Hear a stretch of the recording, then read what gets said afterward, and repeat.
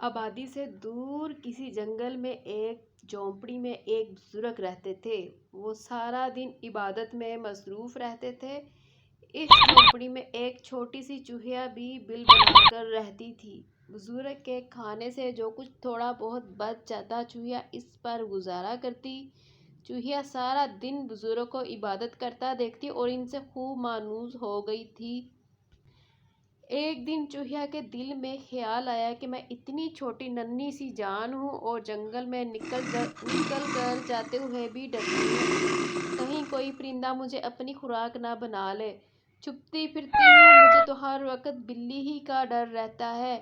اچھا ہوتا کہ میں ایک بلی ہوتی تاکہ اس کا ڈر خوف ہی میرے دل سے نکل جاتا۔ اس خیال کے آتے ہی چوہیا نے بزرگ سے اپنی پریشانی بتا کر التجا کی، خدا سے دعا کریں کہ وہ مجھے بلی بنا دے۔ بزرگ نے چوہیا کو بہت سمجھایا مگر وہ جب باز نہ آئی تو بزرگ نے کچھ پڑھ کر اس پر پھونک ماری اور چوہیا نے ایک خوبصورت بلی کا روپ دھار لیا۔ چوہیا بلی بنتے ہی چھلانگ لگا کر کٹیا سے باہر نکلی اور جنگل میں خوب گھومی پھری، خوب چڑیوں اور چھوٹے جانوروں کا شکار کیا۔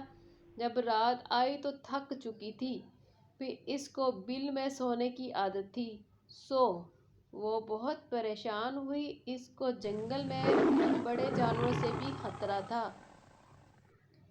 اور جنگل میں کئی دوسری بلیاں بھی اس کے وجود کو برداشت نہیں کر رہی تھیں۔ جب وہ رات کو سونے کے لیے درخت پر چڑھی تو کووں اور دوسرے پرندوں نے ٹھونکے مار مار کر لہولہان کر دیا۔ پریشان ہو کر پھر وہ بزرگ کے پاس آئی اور ان سے التجا کی کہ مجھے کتا بنا دیں تاکہ میں ان بلیوں کو مزہ چکھا دوں اور دوسرے جانوروں کا بھی مقابلہ کر سکوں۔ بزرگ نے پھر اسے کتے کا روپ دے دیا۔ کتا اسی طرح جنگل گھومتا پھرتا چھوٹے جانوروں کا شکار کرتا مگر اس سے اس کا پیٹ نہ بھرتا اور بڑے جانوروں کا شکار کرنا اس کے لیے مشکل تھا۔ دوسرے جانوروں کے کیے ہوئے شکار سے وہ اپنا پیٹ بھرتا۔ سوچنے لگا کہیں ان سے شکار کیے ہوئے جانوروں سے اپنا پیٹ بھرتے بھرتے خود ہی شکار نہ ہو جاؤں۔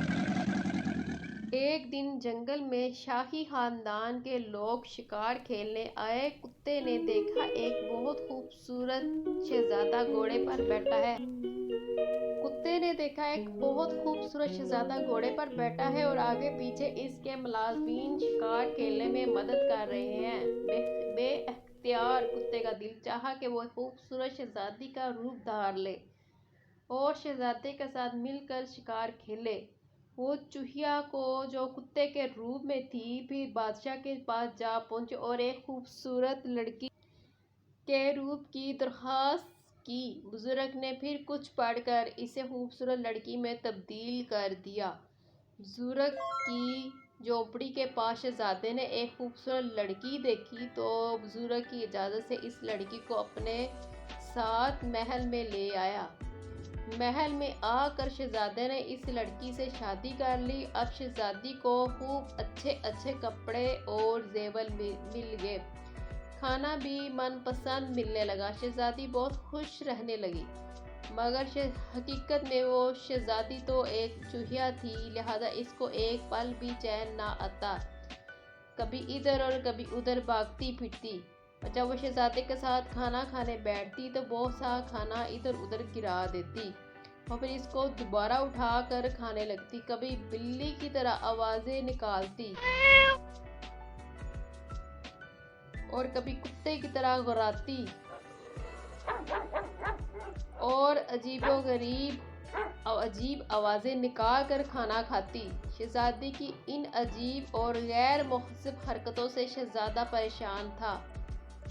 اس نے شہزادی کی تربیت کے لیے استاد رکھے جو اس کو کھانے پینے اور رہنے سے شاہی آداب سکھانے لگے مگر شہزادی نے مہذب طور پر طریقے سیکھنے پر کبھی بھی دھیان نہ دیا۔ ادھر شہزادی کی خادمائیں اور نوکر بھی اس سے تنگ آ گئے تھے اور اس سے چھٹکارا حاصل کرنا چاہتے تھے۔ شہزادی بھی اس ماحول سے بیزار ہو گئی تھی۔